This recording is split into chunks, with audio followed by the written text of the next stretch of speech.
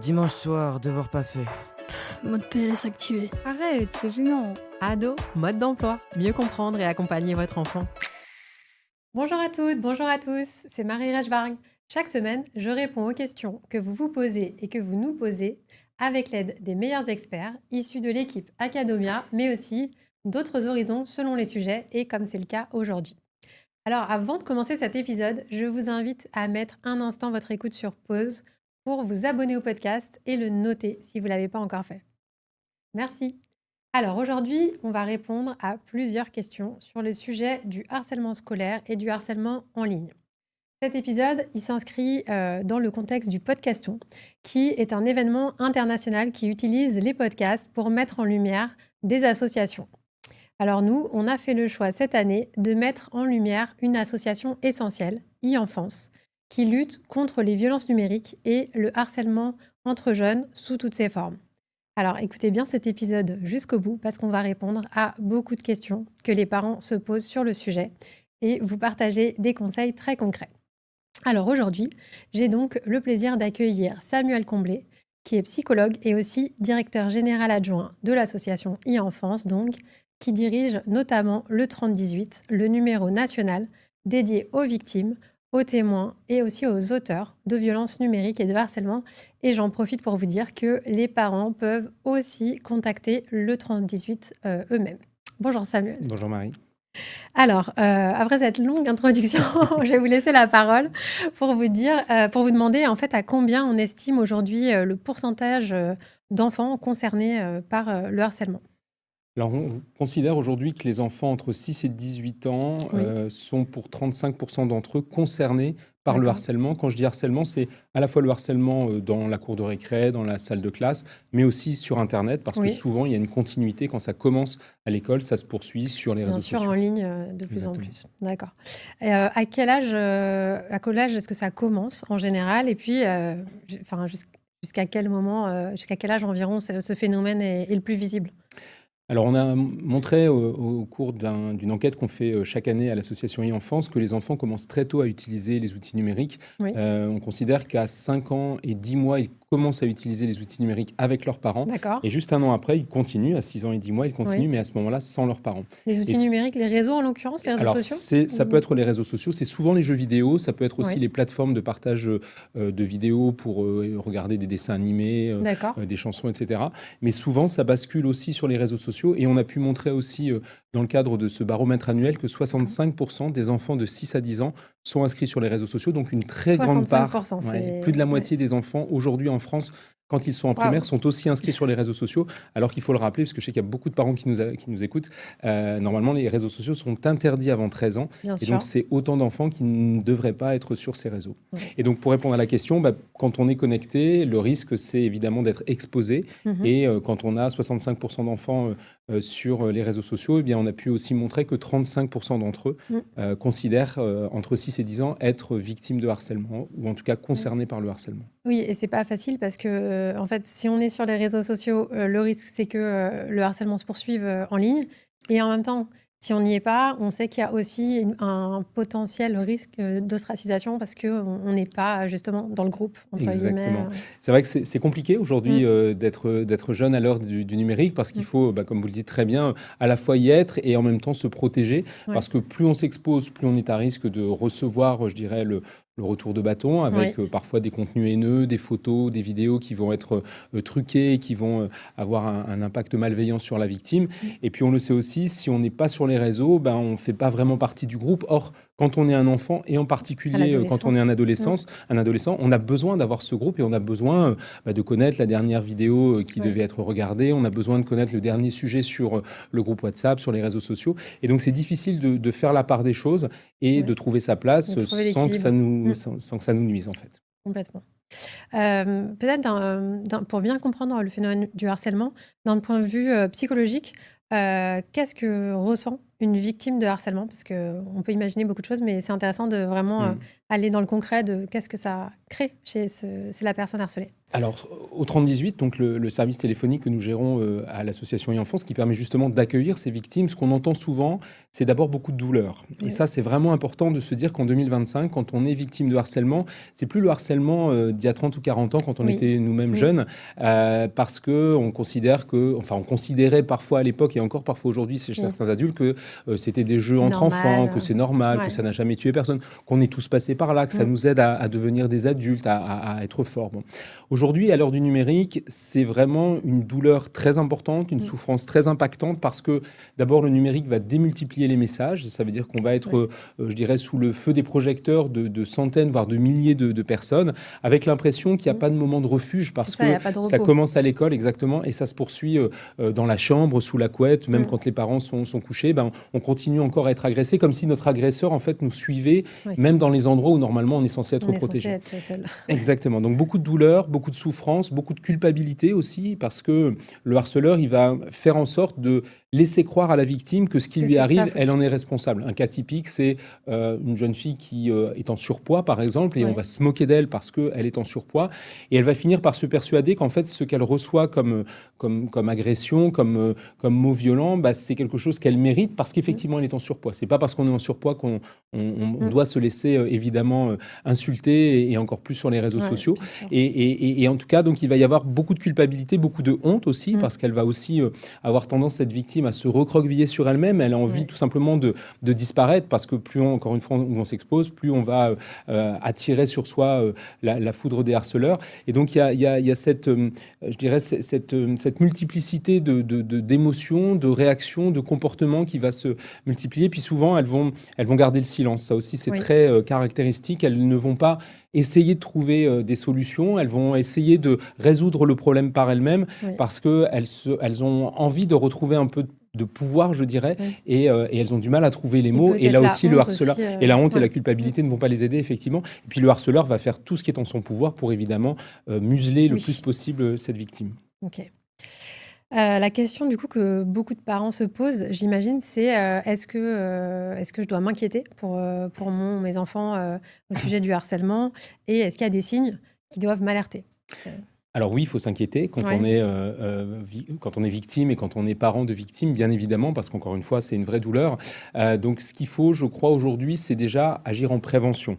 Plus on va en parler tôt, moins, justement, on va s'inquiéter. Et quand on est parent, on a plein de sujets de préoccupation et d'inquiétude. Donc, si on peut mettre un peu celui-ci de côté, ce sera tant mieux.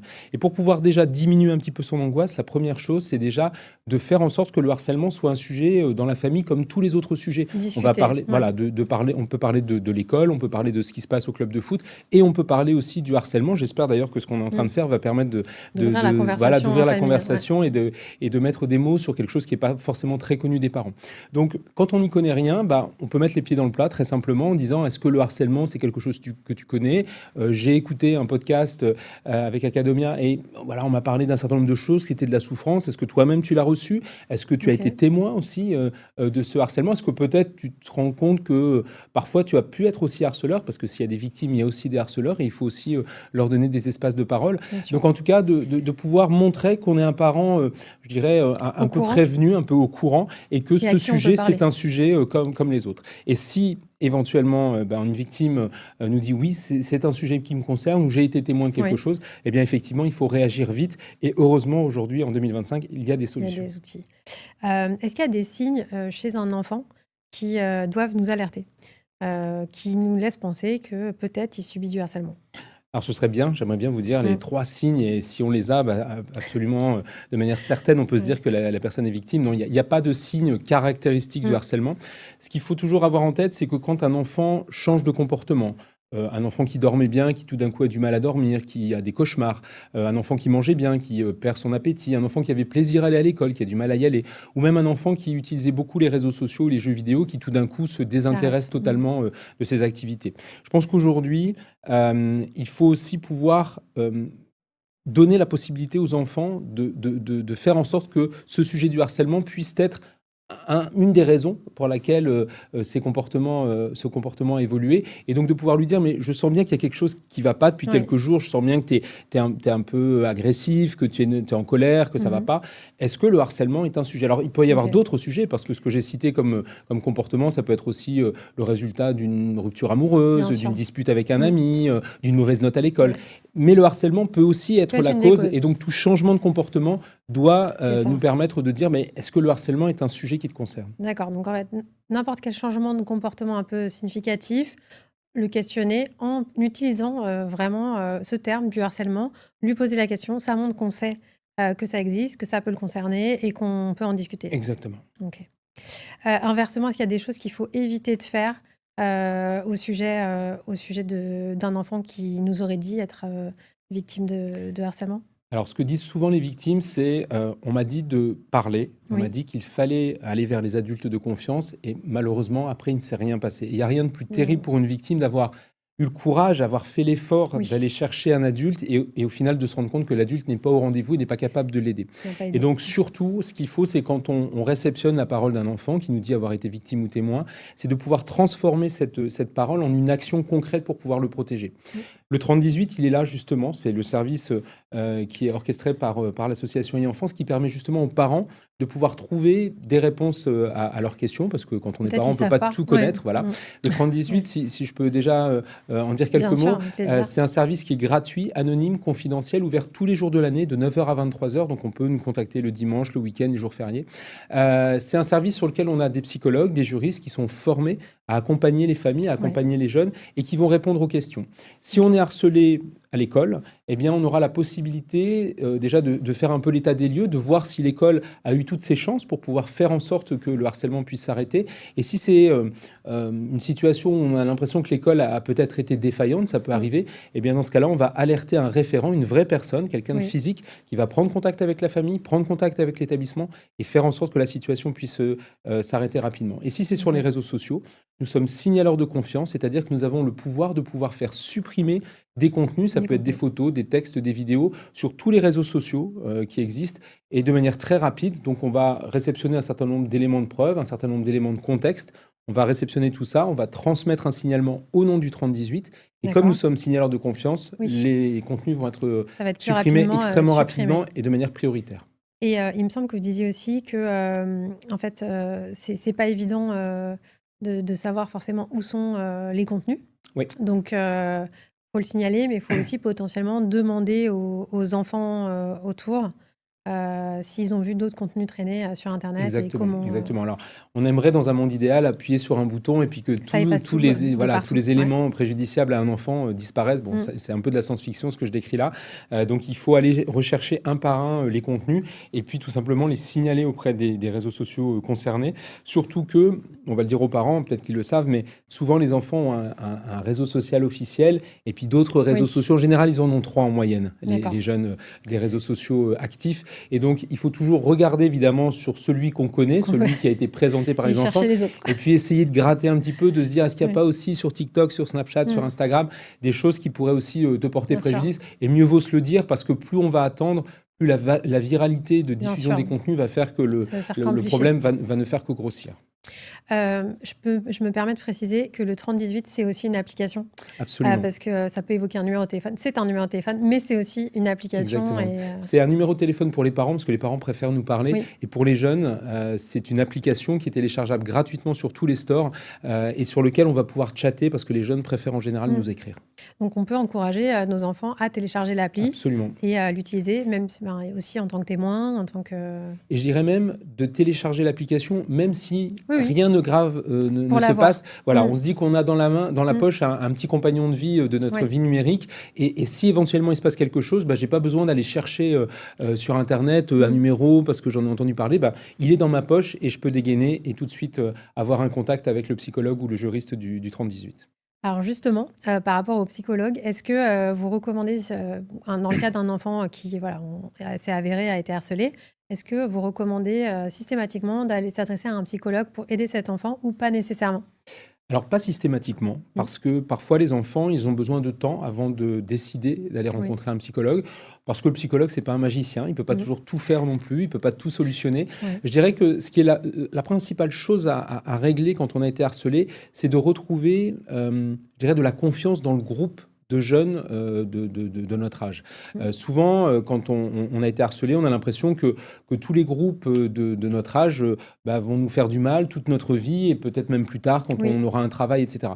C'est quand même une Une drôle blessure. et horrible idée à avoir en Oui. tête quand on est jeune. Donc l'idée, c'est pouvoir se reconstruire, de retrouver encore une fois cette confiance, mais on peut le faire peut-être parfois avec un psychologue, mais aussi en allant faire du foot, en Oui, participant à dans une un chorale. autre groupe de Voilà, jeunes, dans un autre groupe de jeunes qui va être bienveillant et dans lequel on va pouvoir se dire par soi-même, se convaincre par soi-même que effectivement faire des activités en groupe n'est pas toujours quelque chose qui nous Ouais. apporte de la douleur. avoir une expérience en fait qui montre que c'est loin d'être systématique, ça Exactement. peut arriver, mais que Exactement. c'est Mais cependant, dans les cas où ça le nécessite, effectivement, un psychologue est parfois nécessaire parce bien que, sûr. je l'ai dit au début, le harcèlement, c'est une vraie douleur, c'est une vraie souffrance et c'est parfois une douleur qui va nous accompagner toute notre vie. Je suis psychologue moi-même, Oui. j'accompagne des adultes qui parfois me parlent du harcèlement qu'ils ont connu quand ils étaient très jeunes, Bien sûr. parfois plusieurs dizaines d'années auparavant. Et donc, il est important de pouvoir permettre aussi à l'enfant d'avoir des espaces de parole. Mais cet espace de parole, il faut parfois le construire plusieurs semaines, voire plusieurs mois après, parce que tous les enfants ne vont pas avoir besoin de parler immédiatement après la révélation des faits. D'accord. Ok. Donc rester vraiment attentif, donner d'autres opportunités de sociabilité Exactement. et le cas échéant proposer un psychologue si on sent que l'enfant n'est pas bien. Tout à fait. Et puis le 30-18 peut être, je dirais, une première Oui. étape de pouvoir aider Bien l'enfant sûr. à verbaliser, parce que si on sait le faire au 30-18 à distance, Oui. au téléphone ou par chat, peut-être que ça nous facilitera la tâche après quand on sera devant un psychothérapeute. Ok, très clair. Il y a beaucoup de parents qui disent se sentir un peu dépassés par rapport à toute l'activité numérique que peuvent avoir leurs enfants. C'est normal, Ouais, ça va effectivement. très vite. Ça va vite. Est-ce que, bon, j'imagine que c'est pas souhaitable évidemment de surveiller toutes les activités en ligne de son enfant, mais est-ce qu'il y a une bonne pratique à avoir par rapport à ça en fait? Alors, je pense qu'il Côté faut... harcèlement, parce qu'après il y aurait beaucoup de sujets. Il y a beaucoup de sujets. Alors c'est vrai que le numérique, ça va très vite. Les enfants s'approprient ça très facilement, de manière assez déconcertante quand on est adulte et qu'on regarde ça se réaliser sous nos yeux.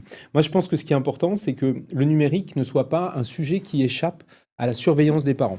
Quand vous emmenez vos enfants à l'école, vous savez par où ils vont passer, vous savez qui ils vont éventuellement rencontrer, vous leur avez fait les recommandations d'usage pour qu'il n'y ait pas de problème sur la route. Quand ils vont aller au club de foot, vous allez aussi essayer de vérifier que tout se passe bien, etc. Vous irez rencontrer l'entraîneur pour vérifier que tout aille bien, etc., etc. Bon. Sur le numérique, ce dont on se rend compte, c'est que souvent, ça échappe totalement à la visibilité des parents. Or, c'est un espace de vie comme un autre. On considère aujourd'hui que les enfants de primaire passent autant de temps dans leur environnement numérique que dans leur environnement scolaire. Donc, il n'y a pas de raison que les parents ne soient pas au courant. Alors, souvent, effectivement, les parents nous disent « Mais moi, les réseaux sociaux, c'est pas mon truc, j'ai pas envie de jouer aux jeux vidéo, c'est pas quelque chose que j'apprécie. » Bon. Moi, je prends toujours ce comparatif. Quand vous êtes au bord du terrain de foot, le samedi après-midi, vous regardez votre enfant jouer, vous n'avez pas besoin d'avoir vous-même joué au foot, de savoir jouer au foot. Vous connaissez peut-être même pas les règles, peu importe. Mais vous êtes capable de dire, à un moment, ce que tu as fait, ça m'a pas plu. Tu t'es mis en difficulté, tu as agressé l'arbitre, tu n'as pas joué le collectif avec ton équipe, tu n'as pas respecté tes adversaires. On est capable de le dire parce qu'on est des adultes et que quand un enfant se comporte devant nous, on est capable de dire, ça c'est OK, ça ne l'est pas. Et en particulier quand c'est les parents, on est capable de dire, ça ne correspond pas à la manière dont je souhaite que tu te comportes. Et bien dans le numérique, ça devrait être pareil. Et donc, de temps en temps, de s'asseoir à côté de son enfant et de lui proposer de nous montrer ce qu'il fait. Alors, soyons clairs, pas d'aller trahir sa correspondance, parce que les réseaux sociaux, c'est aussi ses petits secrets, et il faut qu'il les garde. Mais c'est surtout au début, peut-être, de dire, voilà, quand tu envoies un message, est-ce que ça, tu es vraiment à l'aise d'envoyer ce type de message? Est-ce que tu serais capable de le dire en vrai dans la cour de récréation, devant la personne? Si tu es gêné de le dire en vrai, peut-être que sur les réseaux sociaux, il ne faut pas le dire non plus. Et puis, moi, j'aime pas cette façon que tu as de parler. Donc, moi, j'ai besoin que tu rectifies les choses. Et c'est petit à petit comme ça que l'enfant, il va apprendre ce qui est à faire et ce qui n'est pas à faire sur Dans les cet réseaux. environnement-là. Ouais. Or, souvent, ils sont très seuls, ils s'éduquent par eux-mêmes et c'est pas normal. Les enfants, ils ne peuvent pas s'éduquer tout seuls. Ils ont Bien besoin de sûr. nous. Alors, c'est vrai que sur le plan technique, ils sont très forts, mais ils ont quand même besoin qu'on leur explique que derrière un écran, il y a un être humain, il y a parfois une victime qui est en souffrance et qu'il faut essayer Et que d'imaginer. ça reste aussi, comme vous le disiez tout à l'heure, les Exactement, écrits. exactement, Les et que ça photos. peut laisser des traces, et que je dirais qu'on est tout autant citoyen devant un écran que dans une cour de récréation. La loi, elle est la même, et on doit aussi se comporter de manière respectueuse pour les autres. Ok.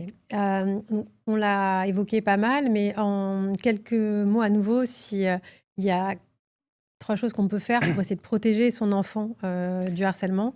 Donc en parler à la En maison. parler, voilà, faire que ce soit un sujet comme un autre, se renseigner un minimum sur ce que c'est que le harcèlement, et j'espère encore une fois que le podcast qu'on va faire ensemble va aider les familles. Et puis, rester vigilant, de pouvoir accompagner, faire en sorte évidemment que quand l'enfant va grandir, on puisse laisser un peu plus, je dirais, la responsabilité de l'enfant de s'autogérer, et puis se rappeler qu'il y a un numéro, le 3018. Le 3018. J'insiste dessus parce qu'il n'y a pas 12 numéros, il n'y en a qu'un seul en France, et c'est important de le connaître parce qu'on ne peut pas en vouloir à un parent de ne pas tout savoir, on peut par contre lui en vouloir de ne pas aller chercher l'information là où elle est, et le 3018 est là pour les aider. Tout à fait.